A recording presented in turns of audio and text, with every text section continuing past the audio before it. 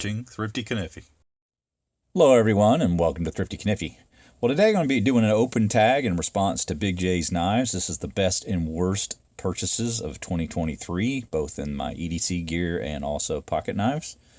So I thought I'd start with the worst and then work our way to the best. So really didn't have anything that was really bad. I'm really kind of having a nitpick just to find something that would fit this category.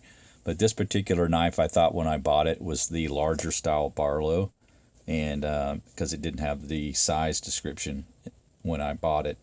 I should have known from the price, though, based on the price, it was going to be the smaller one. But this is a 2 7/8 inch length. And, of course, the other ones are 3 3/8, the larger ones. And then on top of that, you had the nail nick kind of being buried in the back. But it's cool that it's a two-bladed design. That's the new introduction, one that I'd not seen them ever make in the small size. So there's plenty to like about this knife. I don't dislike this knife. In fact, I really enjoy it. It's just, it just wasn't what I thought it was when I bought it. And again, that little bit of a negative for reaching that rear blade. Just gonna have to kind of take a little higher angle to it. You can see how it's kind of buried back there behind that secondary blade. But other than that, I mean, really not a big deal. The other one, again, I really love this knife. In fact, it probably would have made my honorable mentions for the best of the gear that I bought this year. But the way I received the knife, it didn't look like it does now. It was quite a bit missing a lot of this darker color where you didn't get the detail of the scales. And I ended up coloring it myself later on. The thing I guess that disappointed me the most was at some point Rosegraph decided that they were going to segregate some B stock from the A stock and then sell them at a discounted price. And I felt like the knife that I received probably should have been categorized in that B stock. But I don't think that they, because I bought it so early on, I bought it like the first day it was released, I don't think that they had done that yet. So perhaps, you know, if I'd have waited, I would have gotten the opportunity to buy one or the other. But as it was, no big deal, really just colored it in, and it looks fantastic now. And the knife itself is a great knife. Love the action and the clip point blade, just almost like an English style clip point blade on this with a little less aggressive clip and some swedging there. So it's a fantastic piece. I'm really happy with the knife overall. Fit and finish is fantastic now. So yeah, but that again, just a minor gripe. All right, so let's move into the EDC gear that I bought that I'm really happy with. So I got one of these Olight O pins, and I had seen it on Slippy's, EDC gear that he was carrying. I was like, that probably is the easiest way to get one of those little smaller pins that will fit in your pocket pretty easily. And so you're looking at like a 3 3/4 inch pin from top to bottom. So that easily fits in your pocket. It's got the plunge there on the little bolt action style close and open, so you're not deploying that. I really like that. It clips onto the other EDC gear that I was going to show here. This beautiful hide and drink leather slip, double pouch slip, and you can see I just kind of throw it on there on the top. And this is super nice, high quality leather, this hide and drink. So been really happy with that. Been carrying that in the front pocket and the jeans, and it fits great. You can get 2 knives in here. About 3 3/8 inch was what I like to use in terms of the knives. Close length for these. Like I usually carry a Swiss Army knife that's like a 84 millimeter, and then like a little Stockman or something on the other side, or perhaps my little lockback 50TH. So that fits really well into my EDC lineup for the knives that I like to carry. So that's been a very enjoyable new aspect to my gear for this year. And another thing is this arc flex. I've just found this to be super fantastic. If you know you're going to be needing a light, just clip that on the old pocket and run away with that. It's light enough. It's not a big, cumbersome thing, and it just gives you so much flexibility with this 90-degree pivot on the light. You can use that on your visor if you need to go up in the attic or if you're just hunting around in the garage or whatever you might be doing where you've got some dark areas. I know I lost a couple things under my desk. I used it for that.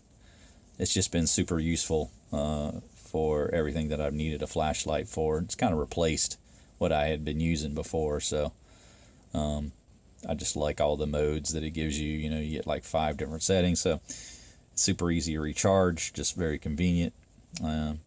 So yeah, just a fantastic torch, if you will, for EDC carry. But yeah, that's kind of about all I've really changed on the EDC side of things in 2023. So not a lot to show you there. But now I'd like to get into the honorable mentions for the knives that I've feel like are my best purchases for 2023. And the first one is this Brother. I believe this is the 1511. Yep, 1511. It's got a VG10 blade. Awesome walk and talk on it. I'm really happy with the way it carries. I've got a slip that I use with this that's perfect size for it. And I carried that one off and on in the earlier part of the year, first half of the year. Been just a fantastic blade shape, that very versatile, and can do a lot of different things and do them well. Got the belly, but also the tip, and you can get low cuts down to the table. Don't have anything interfering there. Just been a really fantastic general purpose knife, and I've been really happy with that one. So that was a fantastic pickup. And another that was, kind of similar in design and like for many of the same reasons was this RB5 from Real Steel. And I picked this up with the spear point blade. You can get this in a clip point blade as well. I picked up the red handles. It's got the N690 bowler blade steel there. You can see the nail nicks and that awesome swedge on there. It's one of the few times where I really enjoyed the swedge on a blade. This looks really sharp. I think it just enhances the look of the knife. But you got that 1/3 stop or 2/3 stop depending on which direction you're talking about. Super cool knife. Really been enjoying that one. Now as we get into the top 10, I guess I have kind of ranked these as my top 10. The first one is actually a modern, and it's the only modern that I put on the list here.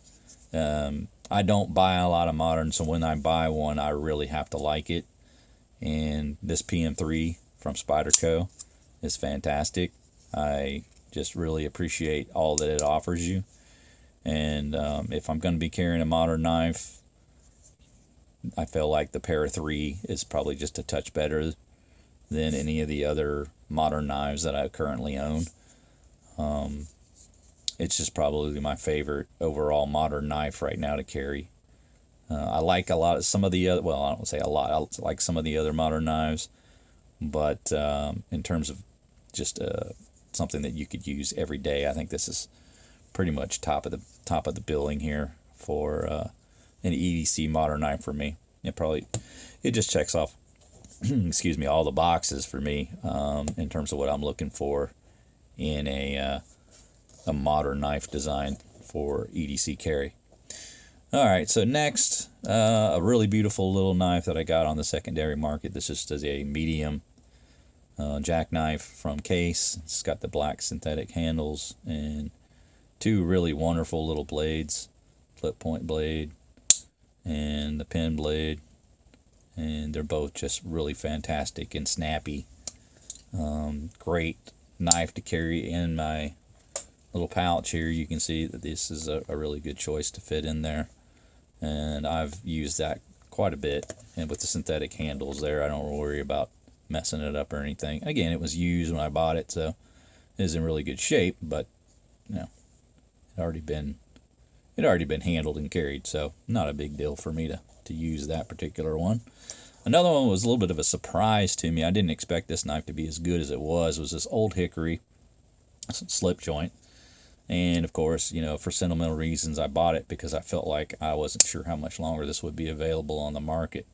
And I wasn't really expecting a whole ton. I thought it would be a pretty crude knife, and it is in some respects, but it is very well made, and I didn't expect it to be as well made as it is. You can see the construction of this thing is fantastic, and the pull strength and the the quality of that blade is top notch. So some people don't like an open nail nick, but I think it works for this, for the easy open. It does a really good job allowing you to grip that. And it's got a pretty stiff pull on it. I'd say it's about a 9. So you definitely need a little more grip as you're grabbing hold of that, and that open nail nick does assist with that.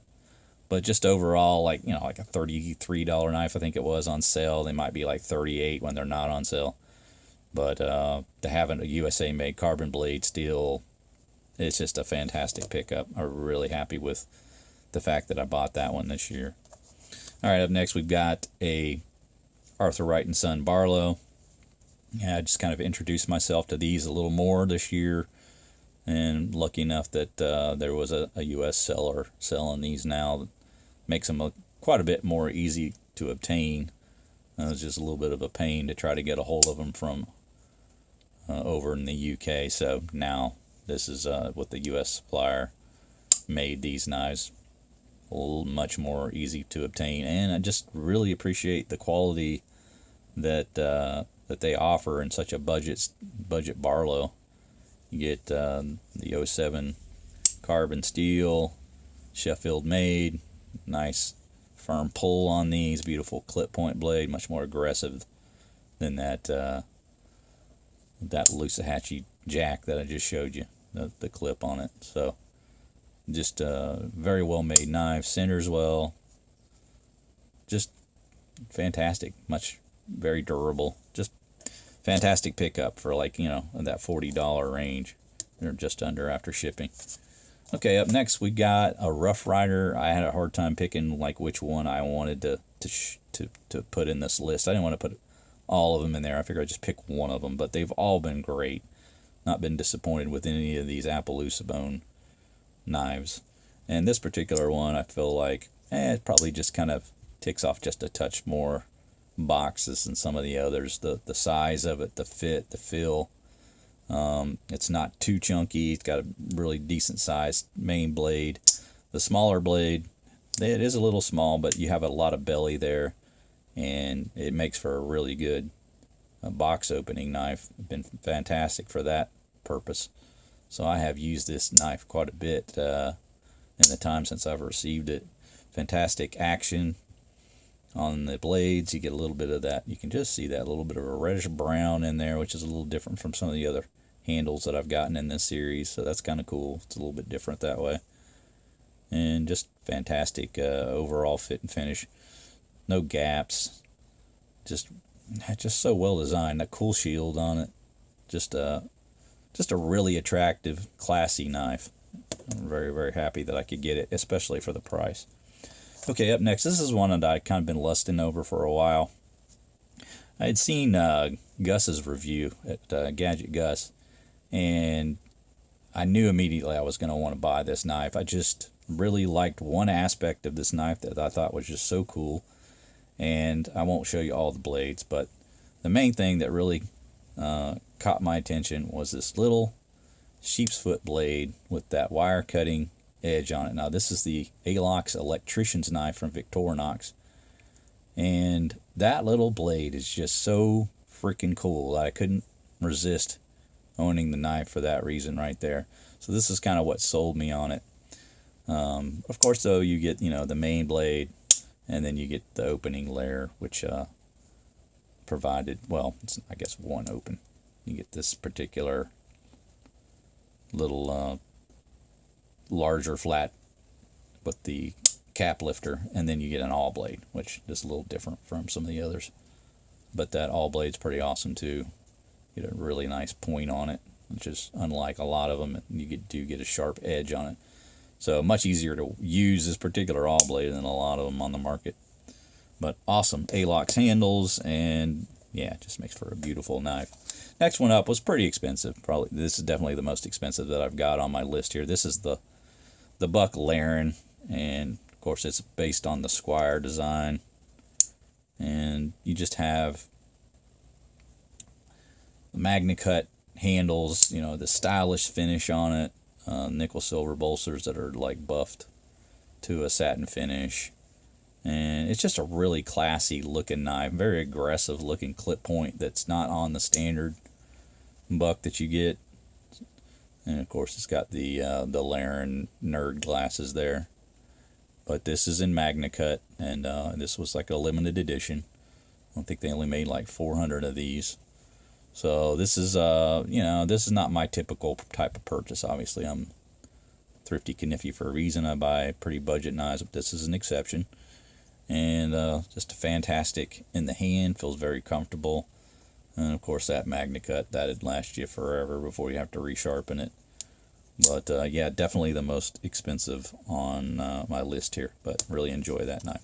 Next up is just sort of a one I found on eBay, secondary market. This is not a new knife by any means. This is in the long rifle series, and you get this beautiful wood smooth bone and a brown, sorry, not wood, but brown smooth bone, and a wonderful coloring on the die job that they put on here. And of course that really cool rifle shield and fantastic gun stock design. You get the two blades, really attractive spear point blade with the etching on there to let you know the series, which I don't really mind that much. At least they've done something with the font, that it's not just some plain font, and sort of an old English style font, right? So that's pretty neat. And then you do get the half stops on it, and then your secondary blade is a nice thin pin blade, and that's pretty attractive as well. So yeah, you give you a pretty decent size secondary blade. So that's just that's a knockout of a pattern there from Rough Rider, and beautiful handle materials on it. So I was really pleased with that one. Okay, so up next, this is probably one y'all expected to be on the list, and it is. This is the Beaver Creek Barlo from Rosecraft Blades. Now, I know a lot of people have picked this like knife of the year or whatever, and it is a very solid knife, but it does not get my top pick. There is actually another knife that I bought that I liked a little bit more, but this is very close to the top. Of course, Annie Armstrong design. You get the swedge on the sheep's foot blade there, or ram's foot actually, and it's just a really beautifully designed knife. I feel like, I just kind of wish that Andy would do more stuff like where he's not getting too loosey-goosey with the patterns and putting some things on there that I really just don't feel like need to be or belong there. This is one where he just kind of didn't meddle into the original design. He put some flourishes here and there on it, but he didn't go too far with it. So for that reason, I really like this particular one, and like the orange color on the handle material. Of course, I've said this in the past. I think it would have been a little even better if they had stamped the bolster there, but we've got a nice little RCB etch on the bolster. So yeah, really nice blade, and of course you get the D2 blade still. So very nicely done, good strong pull on it. So really happy with that particular knife for the year. All right, up next, and this is my final and favorite. This is the Crimson Bone with the, I forget the jigging. I think this is peach seed jigging on here. Yeah, peach seed jigging on this red crimson. This is like a Shepherd Hills exclusive, the 75 pattern from Case Stockman. And to me, it's just everything you would want in a large Stockman. It gives you all the feel of something that can get a lot of work done. You just pick it up and you go, yeah, that's got some heft to it. It's got some size to it. There's not much I can't do with this thing. But to me, like the sort of the signature look and reason I like this knife the most is the sheep's foot blade. This is a fantastic looking sheep's foot blade, and one that I really admire in a Stockman.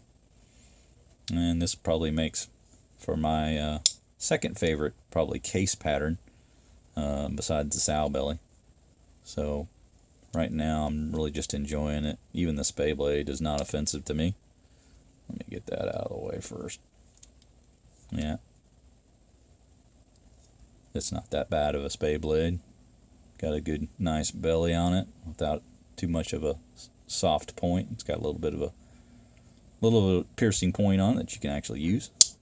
So for that reason, I just really admire this Stockman, and I think the color's fantastic. Did such a fantastic job of giving it that dark red, deep red color that makes this just kind of stand up above the rest. You know, I've always liked the way that the case does their bone handles, but then when you put color on here and you jig it the way you do, it's just that's a home run for me. But that's gonna do it, guys. That's my top 10 here, and my 2 honorable mentions, as well as my EDC gear, and you know, the 2 very minor gripes for the year. I really didn't buy any just bums of knives. I was very lucky. I feel I was pretty picky about everything that I bought, so I think I did pretty good. Hope you enjoyed my choices, and let me know if there's something that you thought I bought this year that was better than what I've shown today.